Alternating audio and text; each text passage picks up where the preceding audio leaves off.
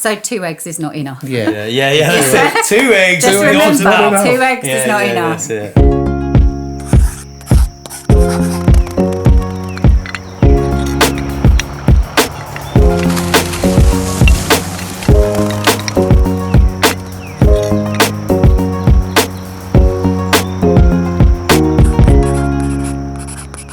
Welcome everybody to another Outside Crowd podcast, and I'm delighted to be here with Ryan. Yo.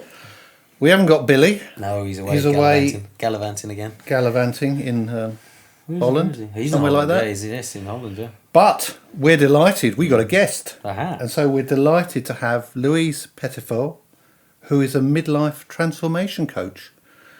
Thank you, Welcome. JB. I'm really excited to be here. So It's thank lovely you for the to invite. have you. Delighted. And it's so we've got a number of things we want to talk about, and how what you do, how it can affect people working within not just the landscaping industry, but lifestyles generally. So what we'll do is we'll hand it over to you and give a little bit of background about yourself and your story. Okay, so I am 53. I'm married. I've got 3 amazing adult children, 2 stepchildren who are also amazing. And I'm semi-retired lecturer in sport and exercise science. I do still work a little bit in education, but predominantly now I work as a midlife transformation coach, helping women predominantly, but I do work with men as well. I also started a completely new chapter at 51 as a professional bikini athlete, which everybody who knows me thought I was absolutely crazy at the time, but it's been a hell of a journey and I'm loving every bit of it. Brilliant. So that's all the good bits, but I'm not just about sharing all the good things. So I think there's the good, the bad and the ugly really in everybody. And I am somebody who likes to be transparent and open about who I am, because I think that essentially just helps other people to see that when bad things happen, it's not over.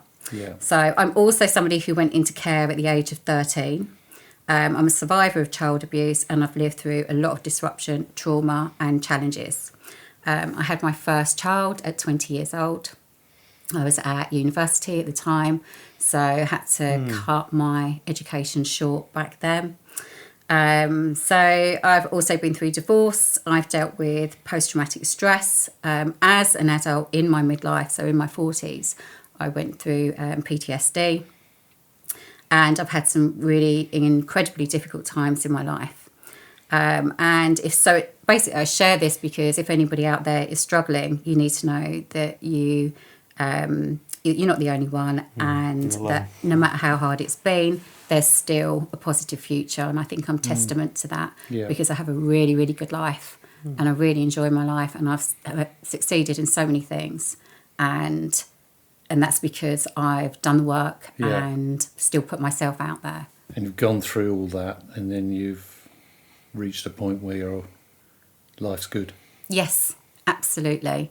I mean, and then looking back in the times when things weren't so good, there were happy times in that as well. It's just that, it was unfortunate that I had so many difficulties in my life, but it doesn't necessarily mean that, that's it. No. I suppose one of those things is having to go through those difficulties which makes you the person you are now, isn't it? Absolutely, And if you didn't have those, it would be a completely different story to tell. Definitely. Excellent. So one thing I've got to ask, professional bikini athlete, what is that? So I'm that glad is... you asked. Well, I have to, don't I? It's my job. So I've always been into my health and fitness. Yeah. And, as a sport and exercise science lecturer, it's something that it's always been brought home to you, just how important it is that your lifestyle supports your health. So going back to what my fitness used to look like, I've spent time doing lots of cardio training. Yeah. I've done things like open water swimming, triathlons, things like that. But when you get to midlife and you realise that you're losing your muscle mass as you age and your body is changing, it's time to really start doing the work. So I started weightlifting, more focused weightlifting, and needed some structure around that. When I originally went to university when I was younger, I trained as a dancer. So I've always liked the stage element of things. And this was a way of bringing performance a little bit, the stage, the glam, that type of thing, into my fitness. Right. And so is it like sort of bodybuilding, that so sort of thing, when you then sort of show yourself on stage? Or so it gives, so there's a lot of structure around my training, and then you work towards the competition day, and you have to learn all the poses. Oh, wow. And you get to wear really gorgeous bikinis, strut your stuff on stage. So Brilliant. Yeah, it's a lot of fun. Yeah. It's I a lot bet of fun. it is. I bet The it's a lot of guys fun. wear little skimpy briefs. I don't know what you call Little them. thongs, are they? Like little speedos, tight got little loads of those, speedos. Jackie. Oh, the I've seen you time, in the that's all garden, over the don't gym, I? yeah. But you know, think the days of Arnold Yeah. Schwarzenegger. Yeah, That's where all this came from. It's just that the federations have gone in different directions with that. The federation that I compete in is called FMG. They're international, and they just deliver such a great competition for competitors. And you told me before that you've won awards. You're at a So- high level in this. Yeah, so so I went pro in my first federation that I competed with, Wow. and then this FMG is a high standard federation, and I won. So I had to compete as a amateur for my first competition with them, and I got my pro status, which they don't give out to everybody, and I won Brilliant. my category, which was Yeah. fantastic. Excellent. That is Yeah. brilliant. And you're competing later in the year, didn't you say? I am. So I'm competing. I'm doing my first international competition. So I'm going to be competing in Amsterdam. Wow. And that's I'm 11 weeks out now. Just Saturday just gone. 11 Excellent. weeks How out. brilliant. And then I'm going to be doing Worlds in Australia in October. Wicked. Oh, That's great. fantastic. Yeah, so I'm going for the crown. Yeah, why not? Why not? In I tell both. you, Yeah, exactly. And that's what I'm thinking. Why not me? Why not? Yeah, Yeah. why not? Someone's got to do it. And Yeah. even, it's just a great thing to do, isn't it? Be a part of that. Sounds Absolutely. great. Kind of Absolutely Amsterdam. brilliant. Yeah. Straight away. Australia, why Yeah. not anyway? Fair play. How nice. Oh, I love that. That's really exciting. And one thing I have to ask, do you have to sort of put the fake tan and stuff on for that? You get sprayed. Yeah, Yeah. really. Tango. Yeah. So it's not cold tea. Yeah, they spray you twice. Really? Yeah. Bloody hell. Oh, excellent. Oh, that's really brilliant. I mean, I hope you do really, really well with Thank that. you. I'm sure Best you of will. luck. Best It's of nice, luck. I think, someone local competing at a high level in, a competition like that on a world stage. That's brilliant. Wow.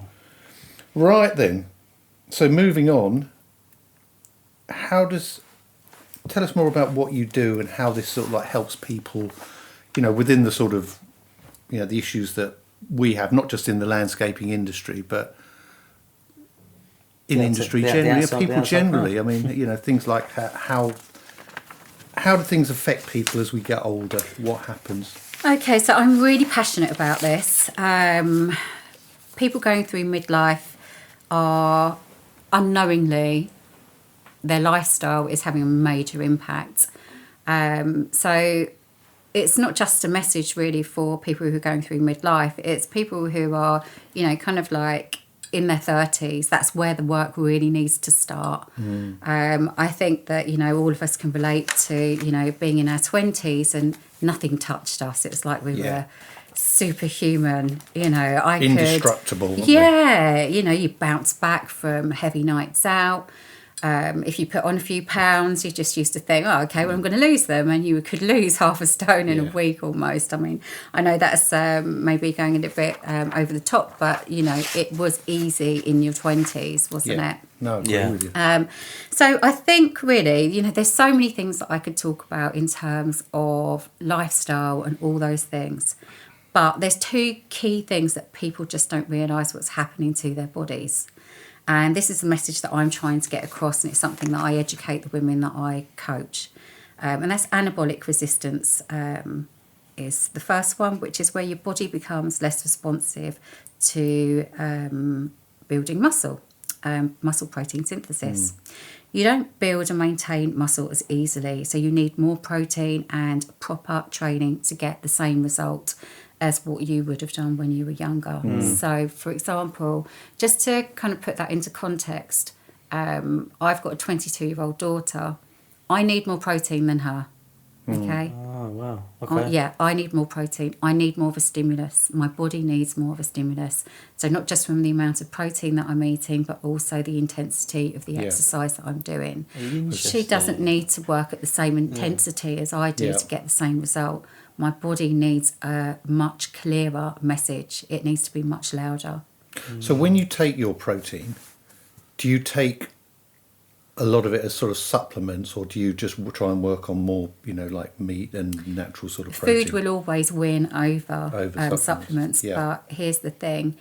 If somebody finds it difficult to eat enough protein, then it's going to be better to supplement with whey protein than it is to not and fall short of what their protein intake should be. Yeah. So I'm always looking at, meeting the individual where they're at and working with them from there. Sometimes the best case scenario isn't always best for that person. It's a little bit like somebody who's got an addiction to drinking Coca-Cola. What I might do with that person, if they're not confident about cutting that out altogether, it will be, okay, instead of your full sugar Pepsi, how about we swap that for either a healthier alternative or, the first step for them might just be that we reduce it by 50%. We don't change it at all. It's about habit as well. So, sometimes the best case scenario isn't always going to work. So you work at just improving that situation. Yeah. Because it's hard. It's funny because my wife, it's funny, she's gone off to Slimming World tonight. She's lost about a stone or so doing that. But it's changing the habits. And I notice she's quite good. She's quite, structured in how she actually manages her diet now. But trying to get her to exercise and also trying to think about things like the volume of protein that she eats. She doesn't seem to think of it in that way. And I think that's important. So hearing what you've had to say about that is... Do you know, it's huge in the sense that, so every woman that signs up with me for coaching, I've yet to meet one woman who is actually eating anywhere near the protein that I will work out for them. So in terms of the amount of protein, that's really important as well, because if you're only eating 2 eggs and sourdough for breakfast, that's not enough protein. Yeah, so it should be. So for women, you're looking at least 20 grams of protein in the meal. But I will talk to you a little bit more about that that'd be good. in a little bit later on. But anabolic resistance is one of the key things that I like to share with people who are going through midlife. The other one is insulin resistance. Your body becomes less efficient at handling carbohydrates, and that increases as we get older. If lifestyle isn't in check, you're more likely to store energy as body fat rather than use it. So both these things are often blamed on age, but they are heavily influenced by our lifestyle. So, that's the 2 key areas that I really want people to be more aware of. Is it the case, because I read a book about insulin. I've forgot the name of the guy. Will Fung, something Jason Fung. Was it Jason Fung? Yeah. And he was saying that insulin is the thing that makes you fat. So if you have high levels of insulin, that's going to make you fat regardless of sort of like numbers of calories and calorie counting.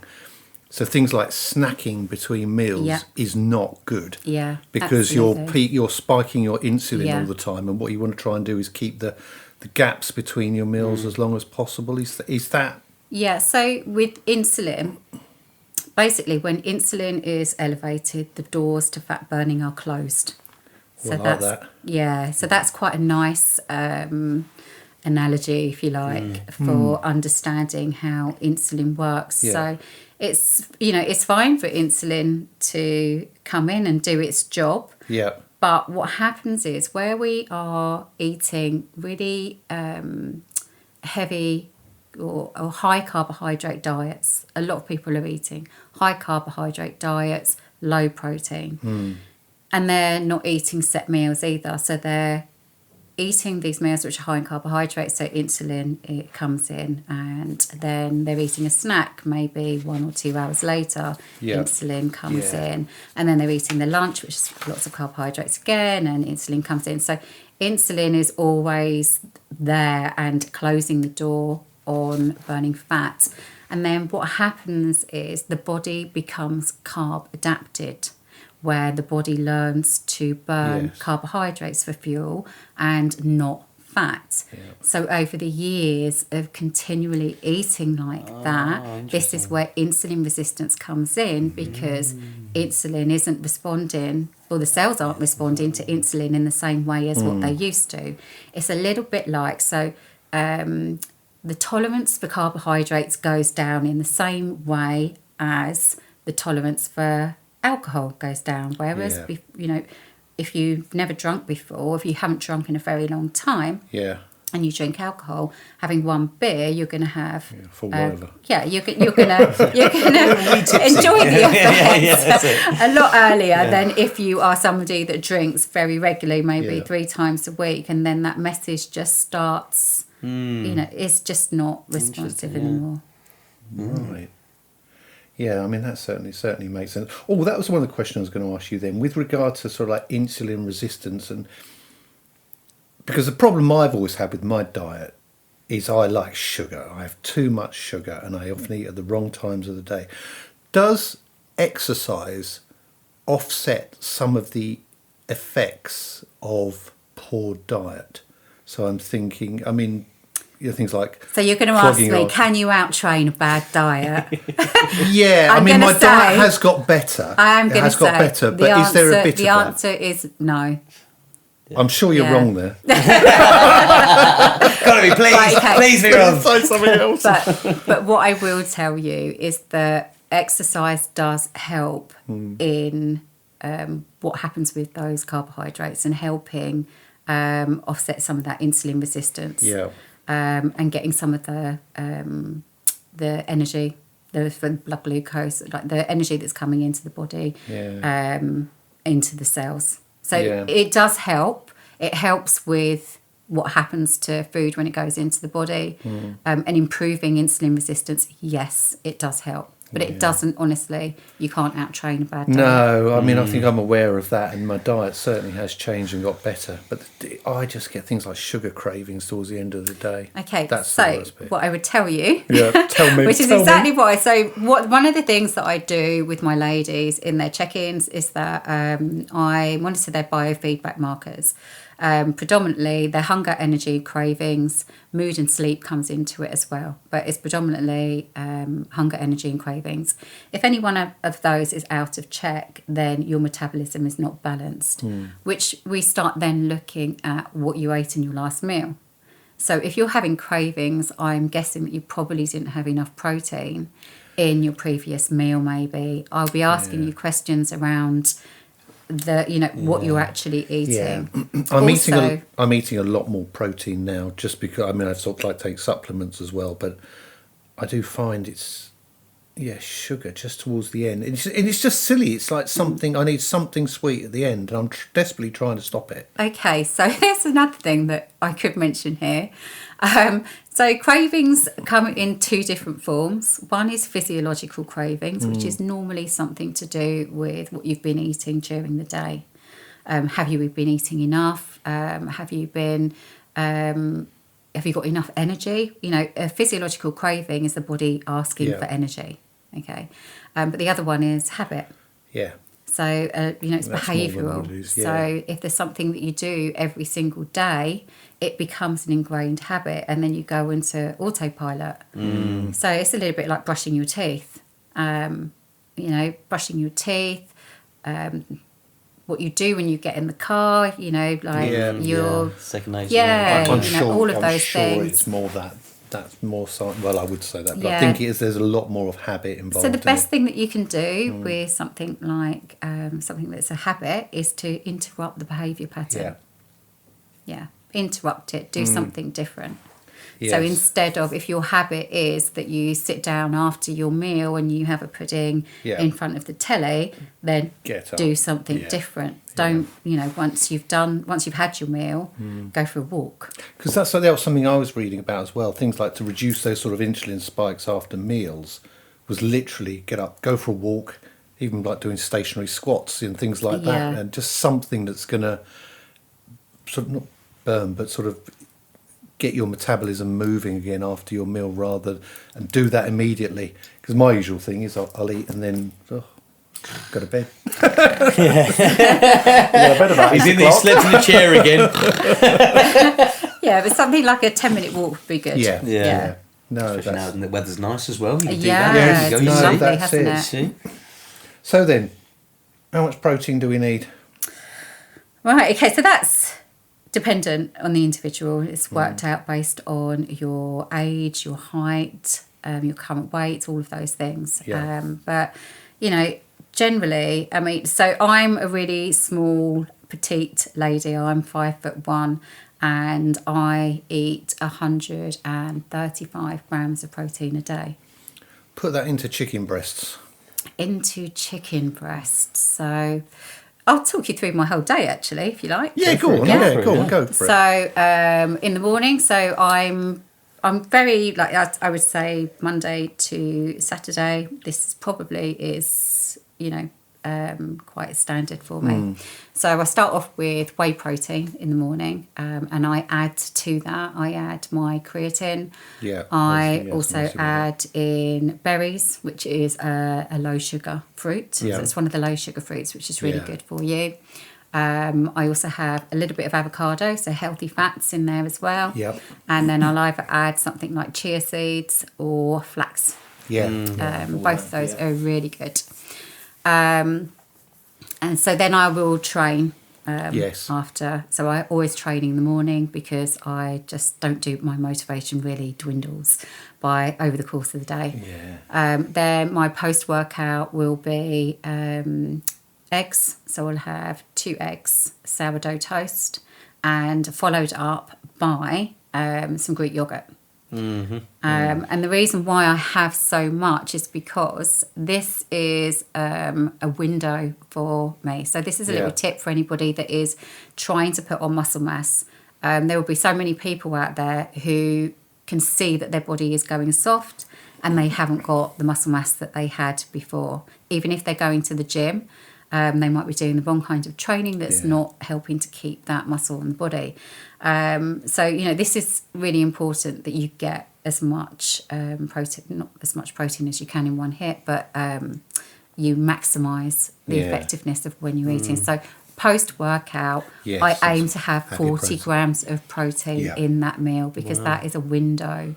I've just been to the gym, so I've ticked the box for the intensity and sending that muscle to my body, message to my body for the muscle protein synthesis, and I've ticked that box. So now within an hour, I will then make sure that I'm ticking the other box and giving my body the building blocks that it needs in order to repair and build the muscle that I've just sent the message for in my training. Yeah. So 40 grams of protein in that post-workout meal. Then my lunch is normally chicken with some salad and maybe some potato or rice. And then my evening meal is normally chicken based again because I Yeah. really like chicken. I love chicken. I love chicken. I do really Yeah. like chicken, Yeah. I do things like I make my own sauces, and I will have things like chicken with tagliatelle. Obviously, I don't have as much tagliatelle as I would like at the moment because I'm That's fair now, enough, moving towards preparing for a competition. But yeah, I can prepare the sauces. Healthy foods are quite easy to make when you know how. Yeah. So It's so interesting, that's- listening to that. Yeah, that's because what in a my meals way look that's like. it's quite similar to how I try and do mine, and also you, Will as well, our executive producer there. Hello, But it's the end of the day. Then I suddenly think that bit of chocolate, but That's not a bad meal. But yeah, that's really interesting. There's yeah. I think my diet could be a bit better. To be fair, trying to eat on the fly, it's not easy. I don't think there are many landscapers out there. By the time the phone rings, or you're at work, even trying to have smoker, having something to eat. I'm on the phone, and I even left my lunch at one of the other jobs. Took lunch with me, ate some of it, and was like, yeah, I'll get to that in a minute, and then drove off and got half. God, starving, and then I was like, oh, I've left me bloody lunch there, and it's like, I guarantee there's so many people out there who just skip and don't eat what they need to, or don't eat as much. And I think a lot of landscapers eat. Well, I know I do. I eat in the evening. It is a challenge. Yeah, it is a challenge, and if you are somebody that's out and about all day, then preparation is key. Yeah. And I know myself that if I don't prepare my meals, if I haven't given any thought to my meals, then I'm going to be winging it all week, and then it's potluck as to whether I actually hit my goals. Yeah. If I want to hit my goals, I have to step up and I have to prepare my food so that I hit my goals. Yeah, that's done. And I think that's I think that comes with. I guess it could relate to myself as a landscaper trying to hit my goals and targets at work. It's like, if I haven't got the energy for it, if I'm doing a physical job, and the whole team are doing a physical job, you're aiming for that week to finish that job, to finish that patio, to do this. You need the building blocks, like you said, to be able to actually follow through. It's a physical job. Same with Bill. Bill's up and down the tree. Well, not Bill anymore, but like the boys are up and down trees the whole time. It's like, you must eat. It's got like I've always said. My dad always said the whole time, he said, why did the Romans win? Why did the Romans win? Because they brought their chefs with them. It's because when they marched, it's because when they marched for 4 days, they brought the chefs with them. They set camp up. They fed all their soldiers. The barbarians were coming the other side. They hadn't eaten for 4 days, and they just got walked through. So every day we stop at 10 o'clock and 1 o'clock for smoko. And my guys. Sorry, I'm going to stop you there. What was that word you used? Smoko. Smoking. No, smoko is not. Smoko is. But you do. I understand. Smoke. We can you go smoke. on to. I do smoke a train. You shouldn't. You shouldn't. I can't. You give it out to me all the time, every week. No, and it's my mother never raised a quitter. Okay, all right. She raised a smoker. She did. But so like having those meals at 10 and 1 o'clock, I get more out of my team if I get them to stop at 10, have something to eat, and then because people say, "Oh no, we'll just crack on," and you won't.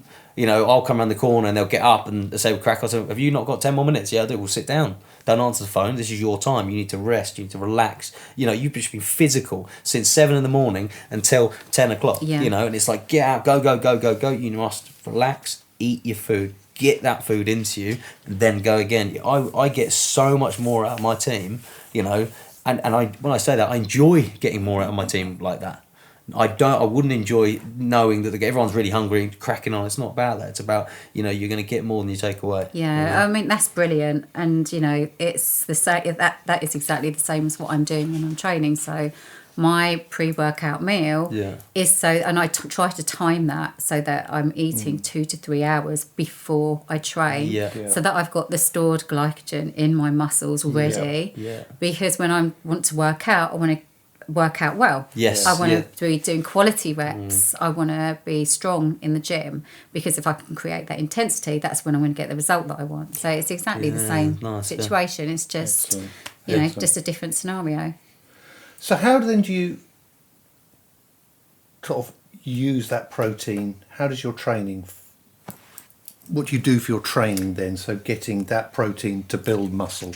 So there are, one of the things that I would say, just going back to what you said about how much protein, at each meal, you kind of want to be looking at getting 25 to 40 grams of protein in.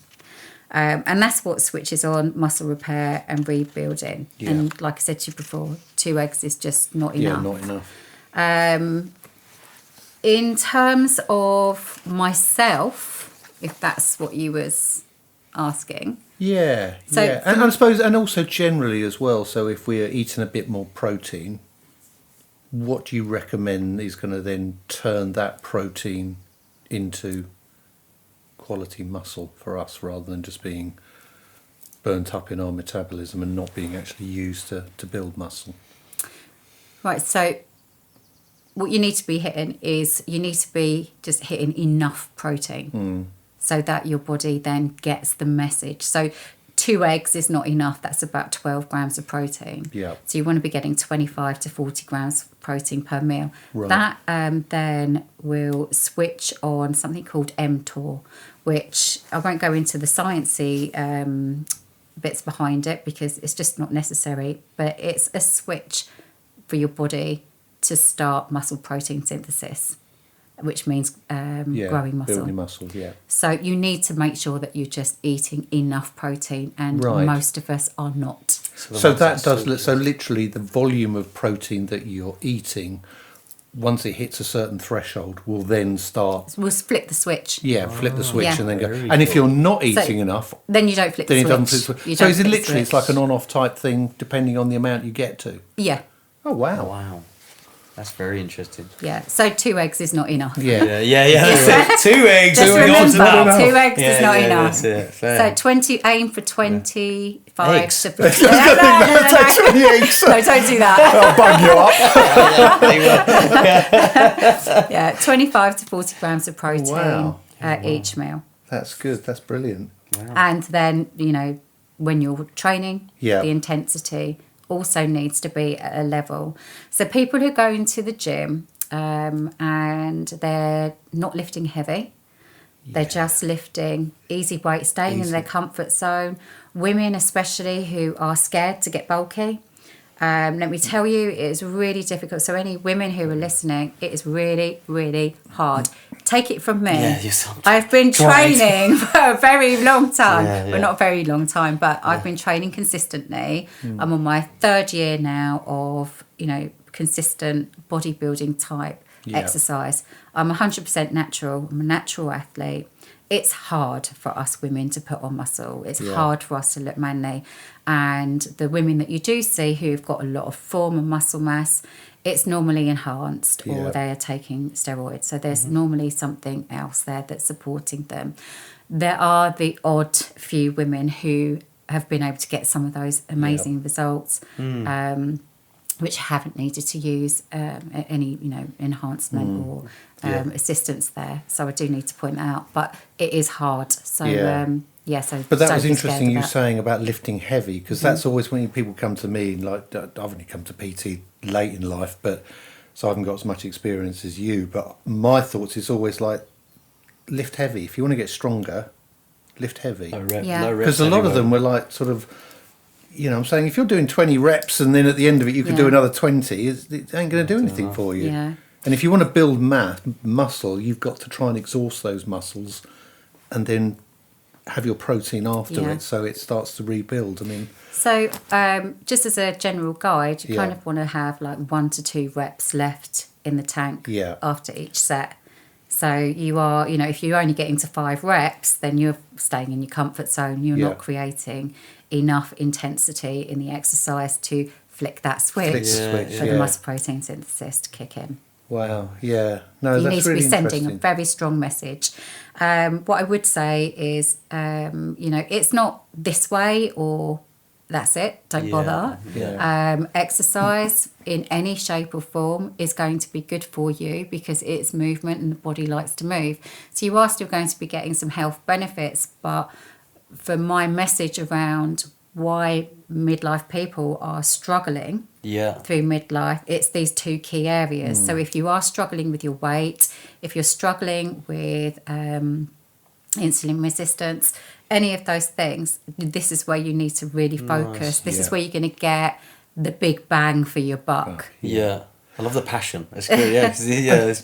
'cause, As you get older, then what's actually happening to the body in terms of things like your hormones, in relation to your lifestyle? What's going on in your body as you age? Okay, so both men and women are seeing a natural decline in hormones, and for women it's much more pronounced because in our menopause it's more of a sudden drop in our hormones. For men it's more gradual, so you see a gradual decline in testosterone. So you won't see as many symptoms as what we do as women, but before you blame your age, we need to look at habits as well, and that's something that I'm very passionate about in terms of we will experience symptoms, but a lot of the time it's the lifestyle that's exasperating those symptoms. And this is why I've never called myself a menopause coach, even though I specialise in helping women through menopause, because I don't believe that the symptoms, the difficulties that we're facing is just because of hormones. It's a lot more to do with poor sleep, too much alcohol, too much sugar, ultra-processed food, and lack of structure. So if your food is all over the place, your results are going to be as well. One of the other things just to talk about in terms of men and andropause, which is the technical name for what we call menopause. You know, low testosterone might be the start of the problem, but lifestyle can accelerate it as well.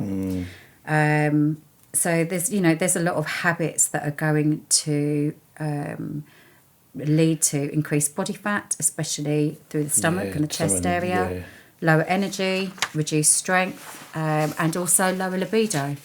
Things like libido and performance issues are often linked to sleep, stress, nutrition, and overall health. And a lot of that can be improved. And the reason why I'm sharing this with you, talking about lower libido, is because this has a massive impact on relationships. So, the women that come to me, they are also struggling with lower libido. But also men are as well. And, there will be poor lifestyle habits can actually impact things like male impotence. So you've got, the fact that libido has gone down, but you've also got performance issues around that as well. And we're seeing a lot of marriages break down during midlife. So this is another area that, sorting out your lifestyle, stepping up, doing the work can actually improve relationships as well. It's fun, isn't it? When you go through those lists of things, so much of it just seems like it's Western lifestyle, doesn't it? Yeah. Like if you had this in, different, you go to different cultures, different areas, people don't live like this. It's like the Western style of life, and you look at it, how bad it's got. Yeah, absolutely. And you can imagine that's going to have effects on people like youngsters with their mental health. A lot of that will probably go back to what they're eating and the crap they're putting in their bodies, basically. So definitely, I can definitely see it. I definitely see it. Like I said, I don't eat the best myself. Sometimes it's tough, and I do find it's funny that when you do, I know it's only the one day, but when you have one day and you eat a salad with a bit of chicken, and you wake up the next day and you go, I'm ready for today. And you think, God, why didn't I do that more? It makes such a difference. Getting to bed early, eating something nice. Instead of eating a massive meal that I do and go to bed. It's such a I guess what you'd say it could be an easy fix, but it's the hardest as well. You've got to change. I do appreciate that. But one of the things that I think, looking back over the years, one of the things that motivated me to change was how I felt in my body. Yeah, right. And when I wasn't eating foods that digested well, I was in discomfort a lot of the time, to the point where I started suffering with IBS. I haven't had IBS in years. Yes, that's right. Yeah, I know exactly what you mean. Yeah, I'm amazed. I was so poorly with IBS symptoms. I was, hospital appointments, trying to find out what was wrong. It was severe IBS. It was awful, and I was in pain every single day. Yeah. And just by cleaning up my diet, I don't have IBS anymore. So much of it is diet, isn't it? Yeah. I think that's one thing that sort of gets me. It's like everything here, we try and treat symptoms rather than find what the cause of the problem is.